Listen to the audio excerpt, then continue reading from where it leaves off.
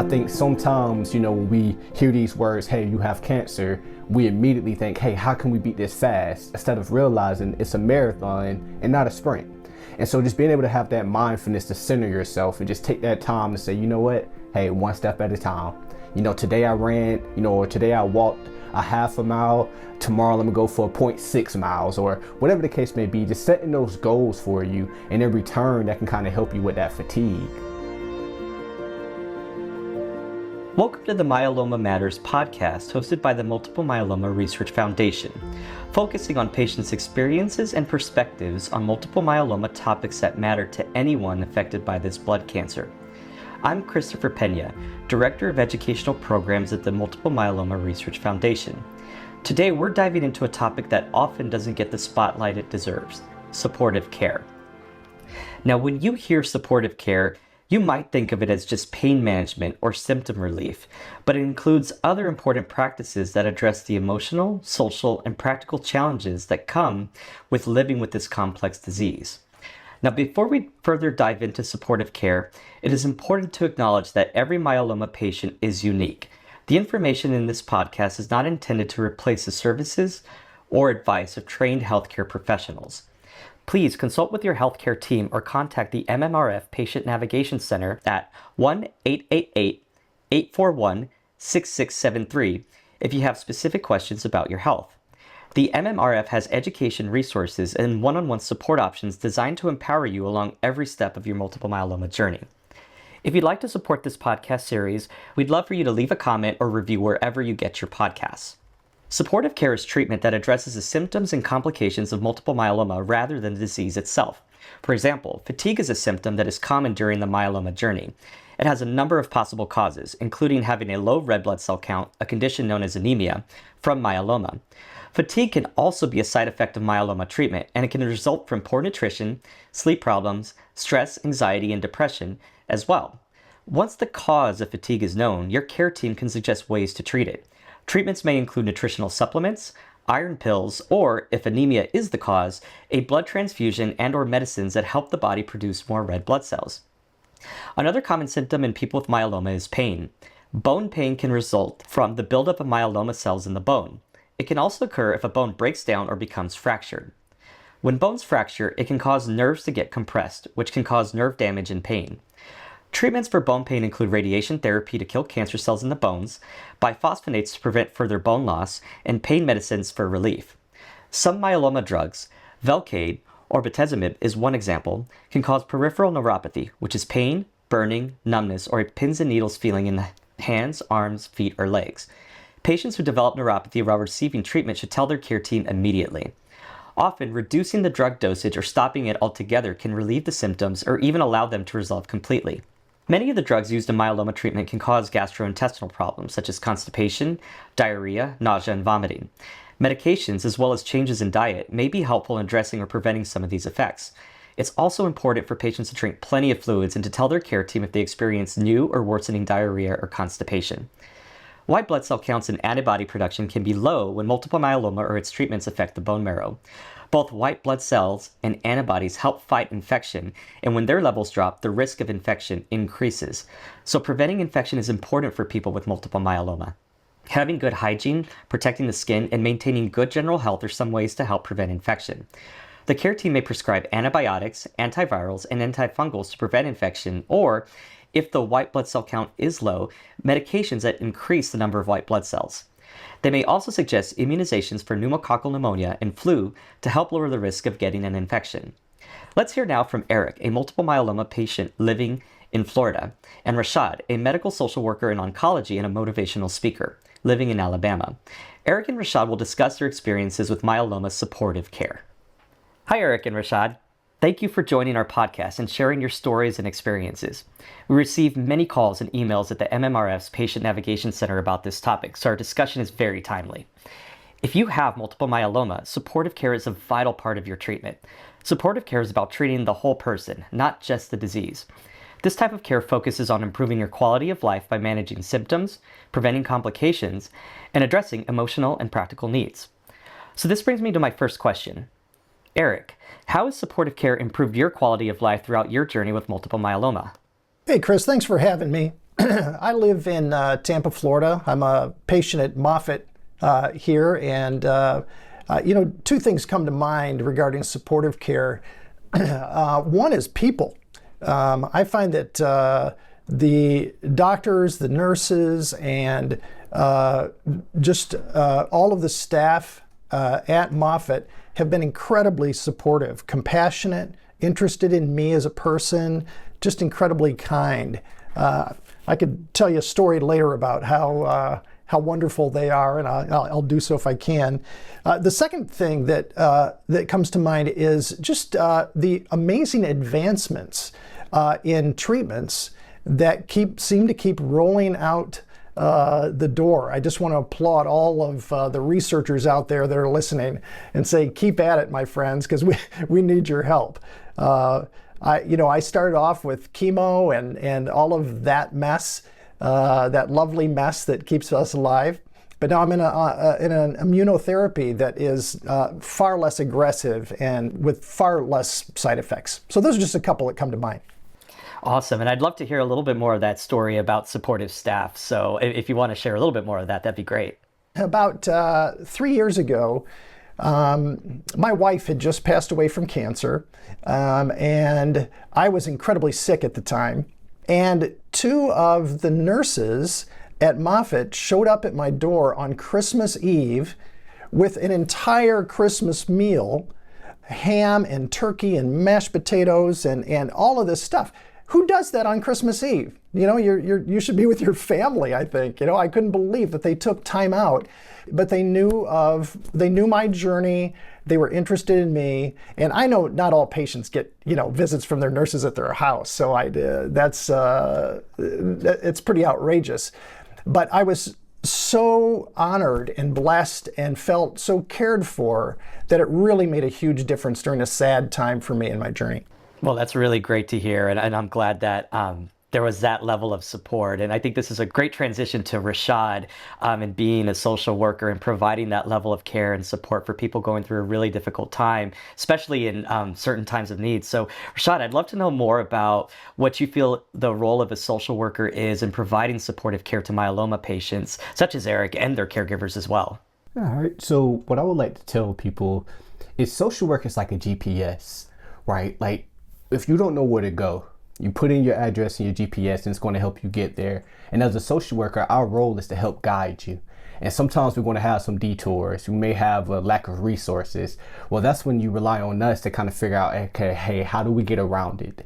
And so I like to tell people, keep it simple. Social work is the GPS on your journey. We're going to be the ones that's going to sit in the dark with you. We're going to hold your hand through this process. And sometimes, when you have the nurses and the doctors, they're busy treating you. And our job is to really be there for you, and become an advocate for you. You may have a problem with a medication and you may not know how to tell your doctor. Well, you may be able to tell us, so we can go to the doctor and say, hey, this is an issue that we're dealing with, and how can we help it? And I always like to tell people, when it comes to this cancer journey, the first thing I recommend adults doing is asking for a social worker. Because typically, if you don't ask for one, you won't have one. And so I always like to tell people, ask first so they can be that assistance for you. That's awesome. So I think, one key message there is really to empower patients and to, I love the analogy you use as social work is GPS. And I think that that's probably the best thing that they can link to at that moment in time, especially if you're a newly diagnosed patient, or let's say your myeloma comes back or something along those lines. It's always good to have that system in place. And to your point, acting as GPS to really guide people where they can go. So thank you for that. Eric, let's dig a little bit deeper and discuss your experiences with fatigue being one of the key symptoms of either myeloma or the myeloma treatment itself. How were you and your healthcare team able to address fatigue and to boost your energy? I'm sure that this is something that almost all of myeloma patients can relate to.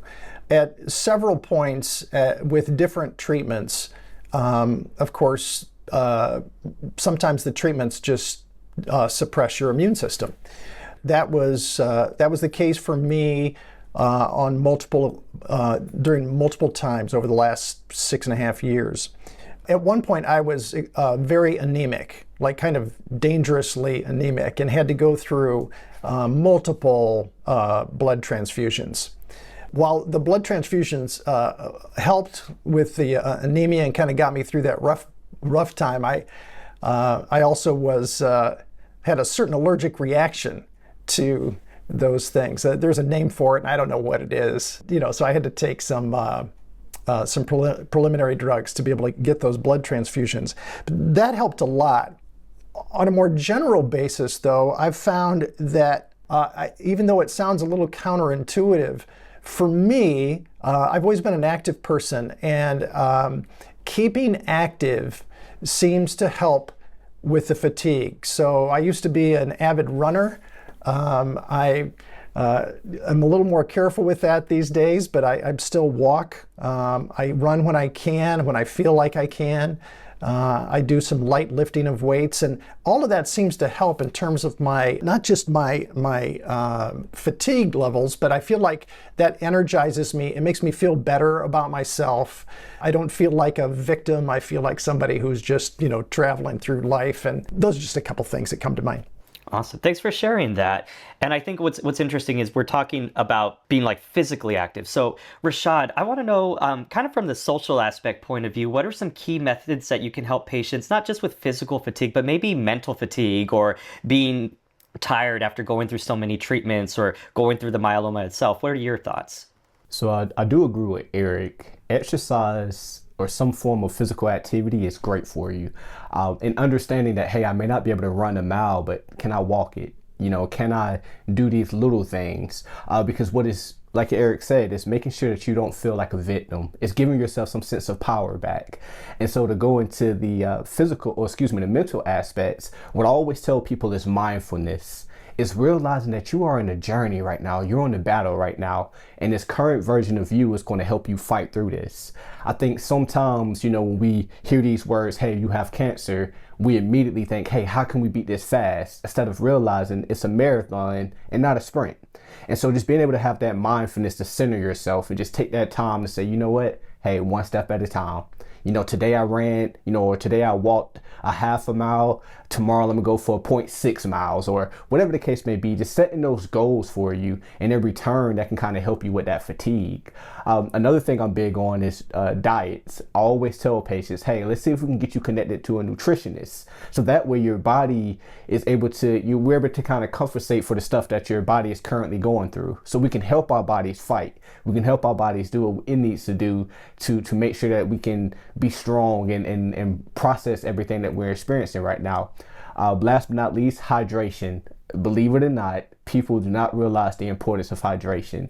I always tell people, it's almost kind of helping you just pump out some of these toxins, right? So staying hydrated is one of the most important things that patients can do during this process. Great. So I love how we've kind of tackled both these physical things, these mental exercises, and I think the general theme is, to your point, that this is a marathon. It's not a sprint. So, maybe one day you may not be able to run it, but you can walk it, and you just track how much you're walking every day and being mindful of the fact that this is going to be a journey and that there's going to be some steps involved. But a lot of these different exercises sound very helpful. So thank you for sharing that. I think the next thing I want to talk to is about pain. Now, we know the most common type of pain that patients experience in myeloma is bone pain. Typically, it's in the back, the ribs, or the hips, and it's often described as a dull ache that can worsen with movement. And we know that it's caused by cancer cells that are damaging the bone tissue in these areas. So, Eric, what pain have you experienced yourself due to multiple myeloma? Thanks for asking, Chris. My experience with pain has probably been less than some other patients out there.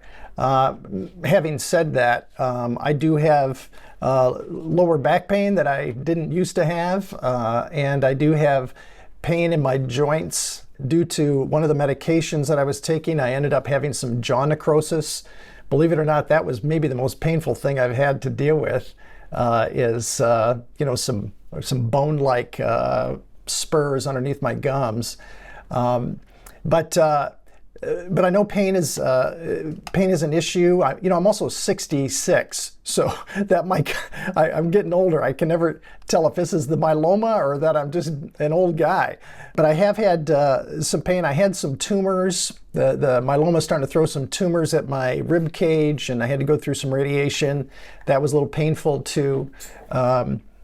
So I have had I have had over the 6 years or so kind of an ongoing wrestling match with pain. And how did your care team, your healthcare team, approach pain relief? I haven't, fortunately, haven't really had to take any kind of pain medication. I have, at least not so far, and I'm just, I'm grateful for that. I'm not a huge fan of that kind of medication. I get a little worried that I could get addicted to something that was heavy. Mostly what they have done is they have asked the question every single time, do you have any pain? And where is that pain? And do we need to address that pain? They're very diligent to catch these things early and to, if need be, to switch out my medications to make sure that I don't have any ongoing problems. Great. So they were able to adjust the dosage a little bit. And I know you had mentioned being an avid runner and doing exercise. So did that pain impact any of those exercises in terms of like what you were using to combat the fatigue that you also had? I feel the pain and the stiffness and that kind of thing more if I sit around. Moving around seems to help me. Now, there are in my ankles and my knees and my hips and my lower back. I do have some pain that wasn't there when I was 30 years old. But moving seems to help more than hurt for me. That's good. And Rashad, how can social workers enhance pain relief in patients with multiple myeloma? Do you know if there are any helpful mental or physical exercises that can help relieve pain? So yes, the first thing I always tell people is the emotional support aspect, right? It's providing that counseling. When we feel pain, we immediately may begin to panic, or it's just something that's unpleasant. And so having that social worker that can speak, to you and provide you that emotional assistance, but also give you coping skills. This is something that is teaching people how to deal with the emotional burden of chronic pain. I don't think people realize how frustrating it can be when you're constantly dealing with pain, and now you're adding that stress on top of the pain. You just want it to go away, and now you find yourself, with these negative thoughts. And so social workers can help with coping strategies as well.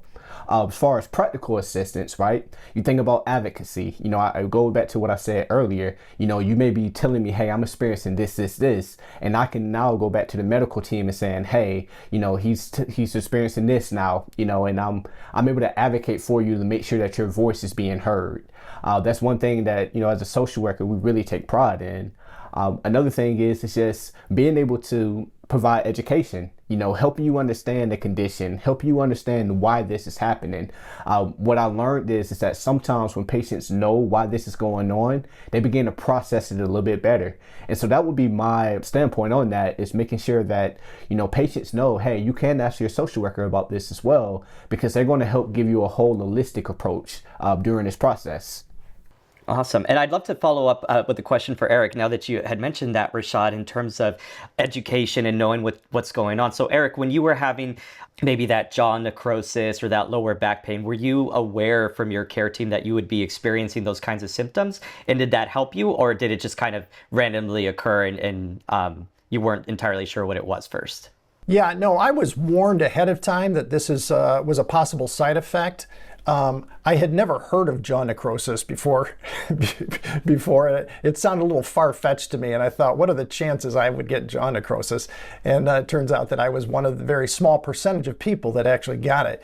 But no, they sent me to a specialist, an oral surgeon I saw monthly, who took good care of me and kind of guided me through the process, as well as my regular cancer team. So yeah, they were very good about informing me, asking follow-up questions.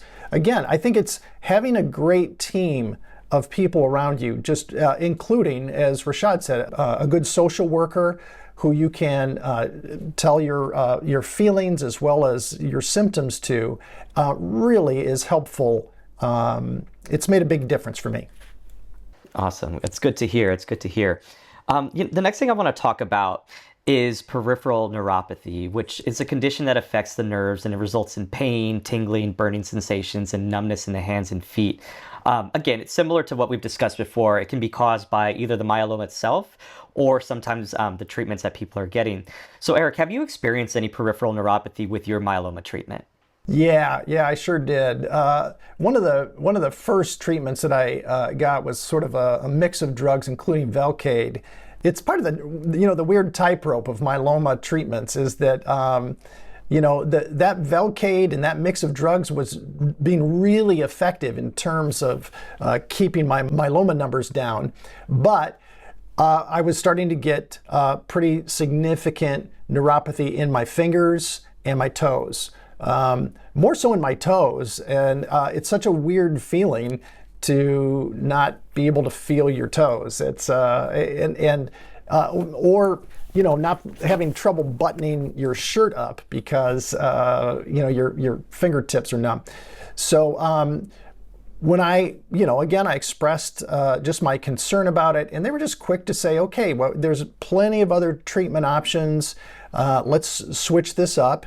And they did, and it took a while. I think it took about a year for my fingertips to feel like I can feel fully with them now. And I'm not sure my toes ever came completely back, but I'm much better now. But yeah, I sure did. I experienced it, and it's not fun. Anybody who's going through it out there, I feel for you. One of the important things here is that the provider team is always there to help. And if there's different dosages that they can use with medications or different medications itself, it's always really important to vocalize what you're experiencing so that they're able to adjust and you're able to get to the point where you were before. So in this case, it took about a year for everything to feel normal again, but you did reach it, so that's good.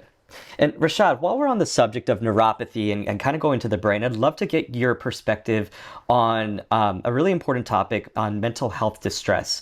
So what are some ways you help patients cope with distress during a cancer diagnosis? So I go back to what I was saying earlier. The number one thing is emotional support. It's letting them know that, I may not understand what you're going through at this moment, but I'm here to listen. I'm here to be a person that's not going to judge you.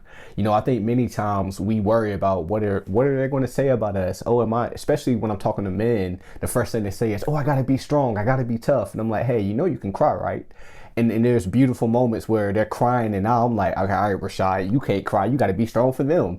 But it just lets me know that they feel that release. So I'm always big on emotional support.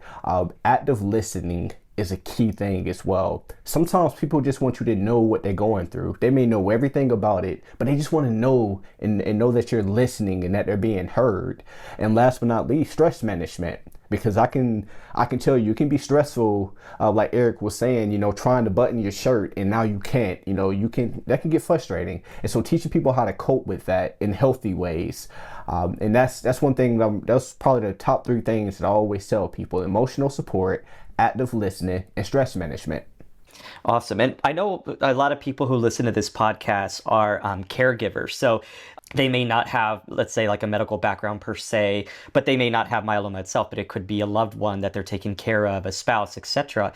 And so you had mentioned active listening, and I'd love to know a little bit more about how maybe caregivers can participate in active listening to really enhance that like one-on-one personal care for the person that they're looking after.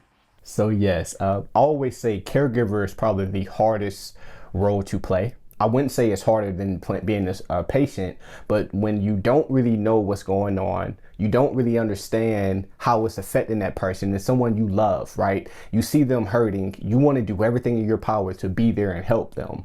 And so sometimes you take matters into your own hands. And so what I always tell caregivers is that, hey, remember, you are not the star here. You are the role player. Your job is to make sure you listen to the patient, so then that way you can be another voice for the social worker and medical team as well. Because one thing I always like to tell people is that I don't see your 24 hours. I don't know what it is to be you for 24 hours. I just know what it is for that hour that you're spending with me, or that 8 hours of treatment, or whatever the case may be. And so caregivers have one of the most important roles of being able to listen to that patient and say, okay, hey, how do you really feel? And hey, are you okay if I speak up for you when things may go, numb? Chemo brain is real. Where some patients may want to say something, but now there's this fog. And so caregivers play a big role in that, but it starts with them being able to actively listen to what is being said and not what they think they hear. Great. And I think, that's an incredible point too, just the fact that there are going to be instances where maybe a patient may not be able to communicate everything effectively.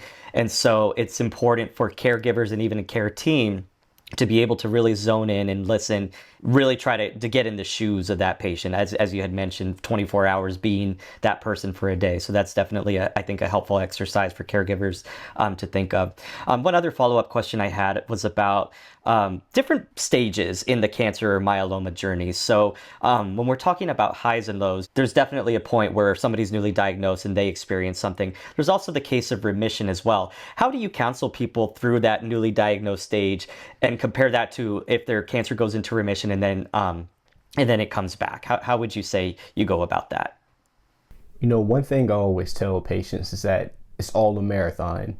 Even from being newly diagnosed to entering remission, right? I share perspectives because I'm a patient as well. I was diagnosed at 22 with cancer.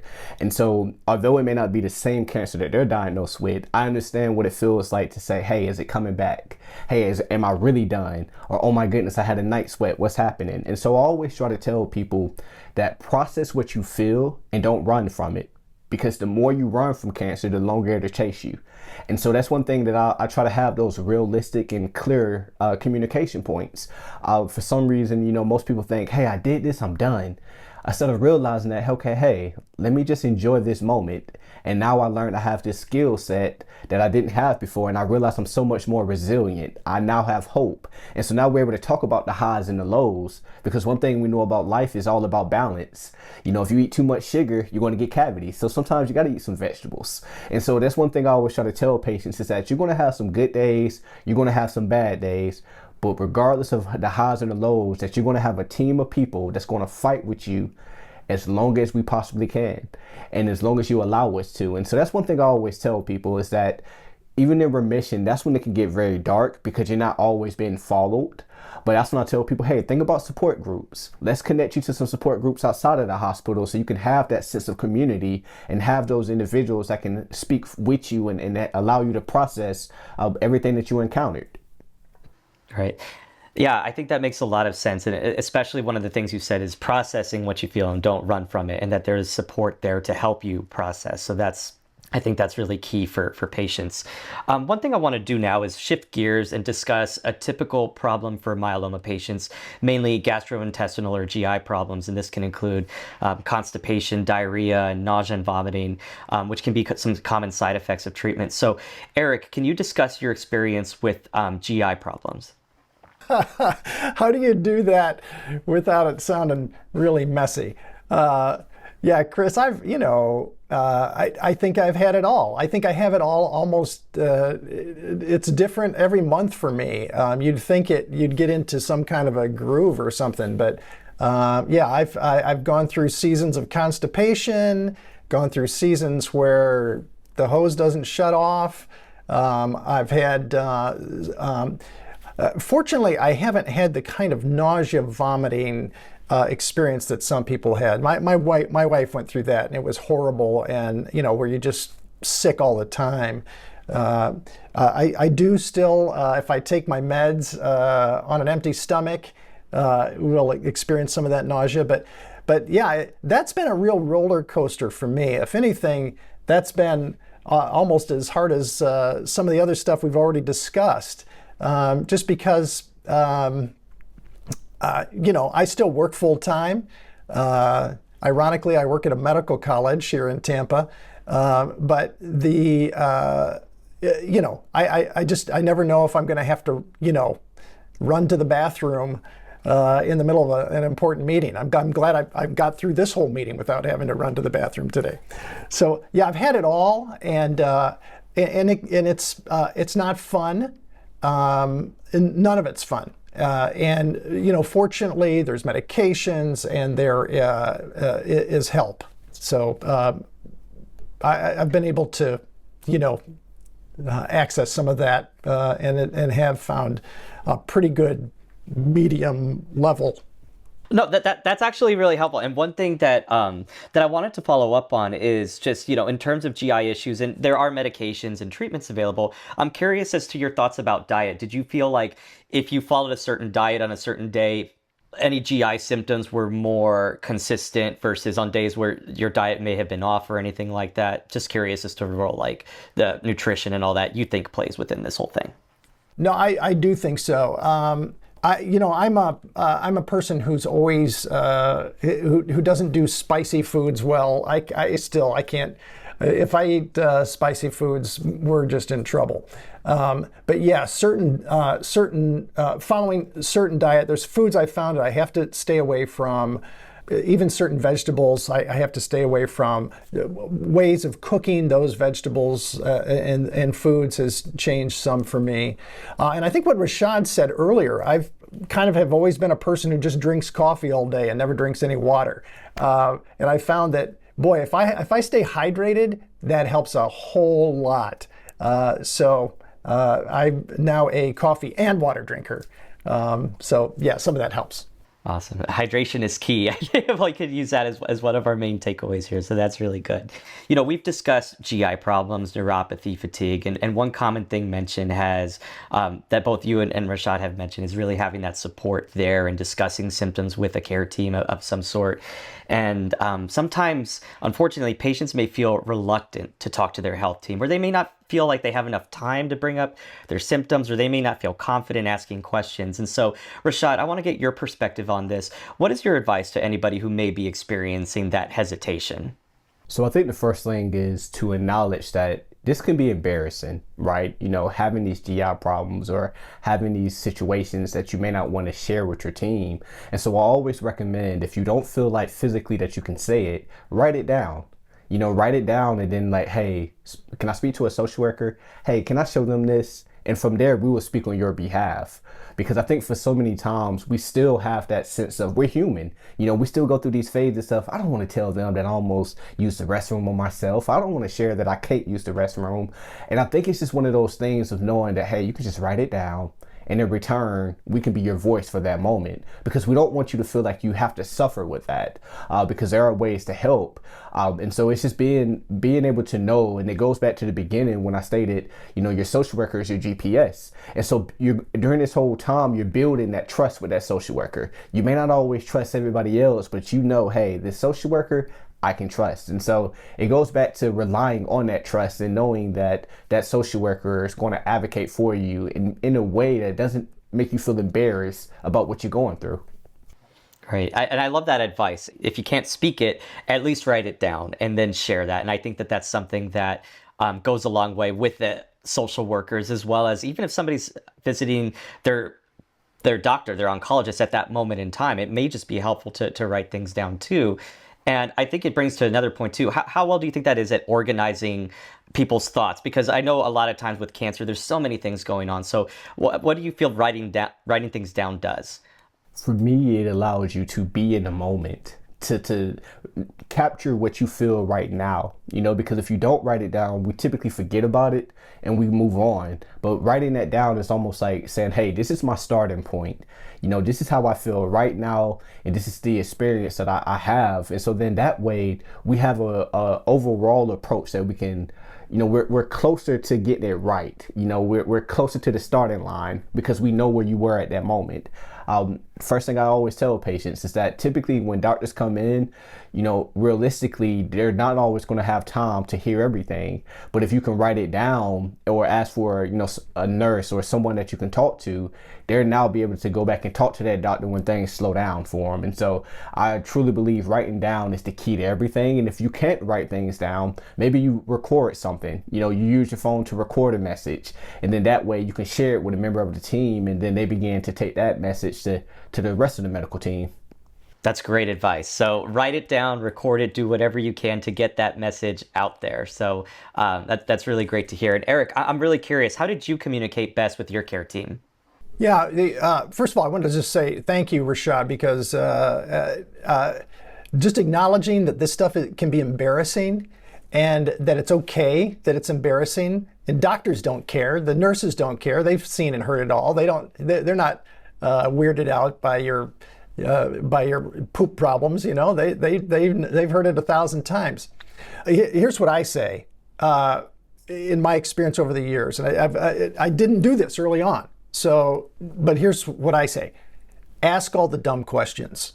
Like, ask every question you've got in your head. The doctors and nurses have a tendency to come in and they throw like hundreds of different numbers at you and all these little shorthand names for things that you have no idea half the time what's going on. And so you have to kind of be either you have a social worker who advocates for you, or you have to advocate for yourself and say, I don't know what you just said.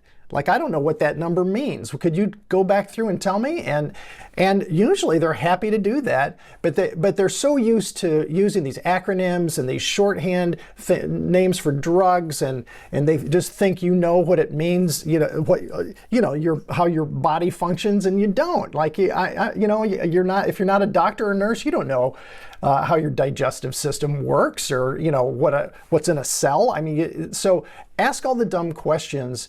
And don't be ashamed to say, I don't understand. Like, help me understand. I think I've found that it's better to ask the questions to the doctors and nurses when you're present with them than to try to look it up later online, because then you fall into that weird rabbit hole of, finding all this information that may not even apply to you as in your particular case. So ask the dumb questions, and I've done that, and I've found that my care team appreciates being able to clear things up for me and help me to understand it. That's great advice. I think being mindful of that, we can go down those rabbit holes if we go online and we just sort of look without really thinking about our care team as somebody there who has the answers specifically tailored for us. And so I think that's a really important point there. And so as we're wrapping up, I'd love to know from both of you. Eric, do you have any final thoughts on supportive care that you'd like to share? One of the best things that I can encourage people in is just to try to stay positive yourself. Surround yourself with a team and other people who are positive. At one point, I don't know if this may sound terrible, but I switched doctors. I felt like the doctor that I had early on wasn't really listening to me, and I had difficulty communicating with my doctor, and so I switched doctors and found a doctor that really was invested in me and in my well-being. But I think staying positive and doing everything that you can to be strong and healthy, it has helped me a lot along my nearly 7-year journey of myeloma cancer. Thanks for sharing that. I think that positivity, you can feel it through the podcast. I think just through this talk we're having. So thank you so much. And Rashad, I'd love to know your key takeaway messages for patients and their caregivers. The main message I want people to know, if you're listening out there, is that you're not alone. You have a group of people that's going to fight for you, and just remember, you don't have to have anything wrong in order to ask for help. Again, I recommend this if it's your first appointment. Hey, can I speak to social work? Because it's not always about financial assistance, right? Like, we have resources that we can help guide you through. And so the main thing is that not only do we have resources to help the patients, but we have resources to help the caregivers as well. So maybe there's a support group for the caregiver that we can get them connected with. So don't be afraid to ask, because Eric made a good point. Doctors and nurses come in and they speak this language, and if you don't ask the follow-up questions, you're not going to know. And then you're going to get on Dr. Google and you're going to freak yourself out, and you're going to think, oh, I got 2 days to live. And that's not really the case, right? And so I always tell people, don't be afraid to ask for a social worker. And when you're speaking with your medical team, you don't even have to tell them what's wrong. You can just say, hey, can I speak to a social worker? And from there, they'll be able to help guide you through this process. So that would be one of my biggest takeaways today. Awesome. Well, thanks to both of you for taking the time to hop on this podcast. I think there are some really great points and insights that were raised. I think some of them, just to summarize, a big thing is you're not alone. Always ask for help, especially social workers. They're out there to help you. Mindfulness is key when approaching every stage throughout your myeloma journey, writing things down. If you're a caregiver, be an active listener. Stay positive, stay hydrated, stay active, and of course, process what you feel and don't run away. So I think both of you shared some really great insights here. Eric and Rashad, thanks again for taking the time to share your experiences with me. My best wishes to you both. And to our listeners, thank you for listening to this episode of the Multiple Myeloma Matters podcast on supportive care, hosted by the Multiple Myeloma Research Foundation. The MMRF thanks Eric Meyer and Rashad Hayes for sharing their unique experiences and perspectives on supportive care in myeloma. The MMRF also thanks AbbVie, Amgen, Cure, Genentech, GSK, Johnson & Johnson, Legend Biotech, Karyopharm, Pfizer, Regeneron, and Sanofi for their generous support of this podcast. And also remember, the MMRF Patient Navigation Center receives a lot of calls and questions on how to treat the symptoms we discussed today, whether that's fatigue, pain, peripheral neuropathy, and even GI problems. If you have any questions about what you've heard in the podcast today, please call the MMRF Patient Navigation Center at 1-888-841-6673. And if you've enjoyed this series, be sure to leave a comment or review wherever you get your podcasts. Thank you so much, and thanks for everybody for tuning in. Have a good day.